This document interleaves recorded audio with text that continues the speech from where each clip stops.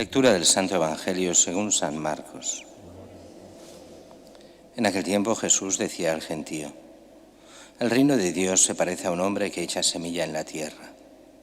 Él duerme de noche y se levanta de mañana. La semilla germina y va creciendo sin que él sepa cómo. La tierra va produciendo fruto sola, primero los tallos, luego la espina, después el grano. Cuando el grano está a punto se mete la hoz porque ha llegado la siega. Dijo también con qué podemos comparar el reino de Dios. ¿Qué parábola usaremos? Con un grano de mostaza al sembrarlo en la tierra es la semilla más pequeña, pero después de sembrada crece, se hace más alta que las demás hortalizas y echa ramas tan grandes que los pájaros del cielo pueden anidar a su sombra.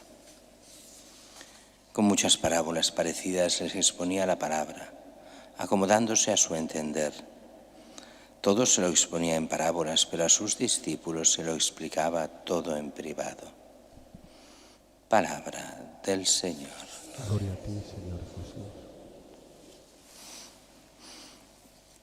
La primera lectura de hoy nos pone este problema enorme que es el pecado de David. David, el gran rey, el rey amado a los ojos de Dios. David quiere decir el amado, además. El amado de Dios en este caso, así que este que era puesto por el Dios, hecho consagrarlo al profeta Samuel, lo consagrará a él para que sea el nuevo rey en vez de Saúl. Y sin embargo, también por gran personaje que sea, tiene sus pecados y gravísimos. Y aquí, como en tantos otros lugares del Antiguo y del Nuevo Testamento, nos muestra cómo funciona el pecado. El pecado empieza simplemente de una tentación. Ve a la mujer de Urías y a partir de allí, de la tentación, a caer en la tentación, la lujuria, el acostarse con ella, y de eso, por el hijo concebido, a llegar a matar al marido de ella y quedársela como mujer él. Todo eso, claro, es una cadena de pecados, pero es que los pecados van en cadena. Bueno, y no solo eso, sino también toda una serie de mentiras para cubrir todo eso. Y todo va junto. Y el gran rey resulta ser lujurioso, adúltero y asesino.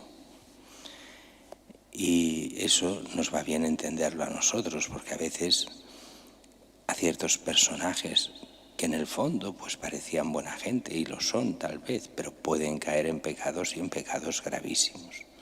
Y el cristiano no se ha de horrorizar por eso. Lo que sí es que ha de exigir cambio, conversión y penitencia a aquellos. Eso lo veremos mañana, cuando el profeta irá a hablar con David y le explicará lo que ha hecho y las consecuencias de aquello que ha hecho. Pero eso lo veremos mañana. Mientras que el Evangelio de hoy nos va hablando de esas parábolas del reino. Hay muchas parábolas del reino en todo el Evangelio. Dice, el reino de Dios se parece a un hombre que echa semilla en la tierra, duerme de noche, se levanta por la mañana, la semilla germina, va creciendo sin que él sepa cómo, produce tierra, bueno.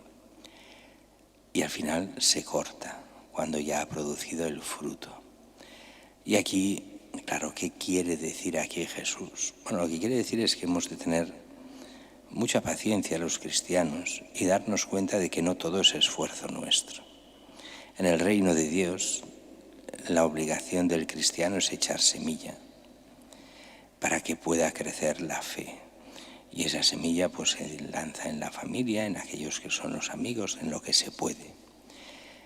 Pero después hay, aunque no lo dice aquí la parábola, pero lo deja entender, después hay la respuesta de esa semilla de germinar. Pero ahí es como esas personas que algunos no entiendes cómo recibieron la fe, pero muy pequeña, y han llegado a ser cristianos excelentes.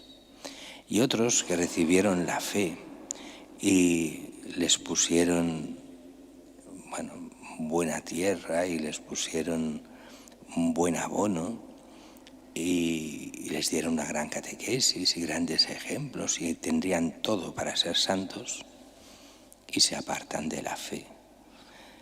Entonces dices, bueno, ¿qué pasa aquí? Pues que al final todo depende de Dios. Bueno, depende de que uno haya primero echado la semilla. Si no hay semilla no hay nada que hacer.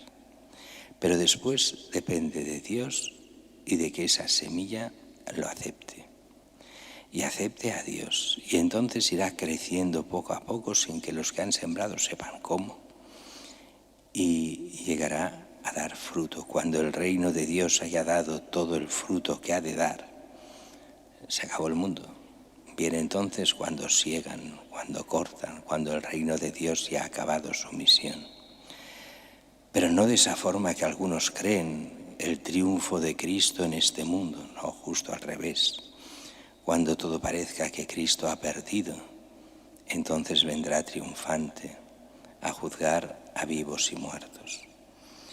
Y después nos viene esta otra parábola. ¿Con qué podremos comparar el reino de Dios? ¿Qué parábola usaremos? Con el grano de mostaza.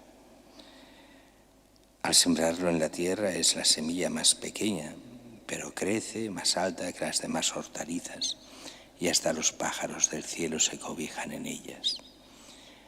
Las semillas, si habéis cogido semillas de mostaza, en un puñado caben cientos y cientos de semillas de mostaza, sino incluso casi miles.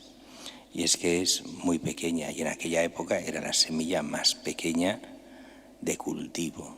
No que no haya semillas más pequeñas, claro que las hay, pero de las que se cultivaban en Israel era la semilla más pequeña. Y siendo la más pequeña y siendo un arbusto la mostaza, pero se hace grande como un árbol.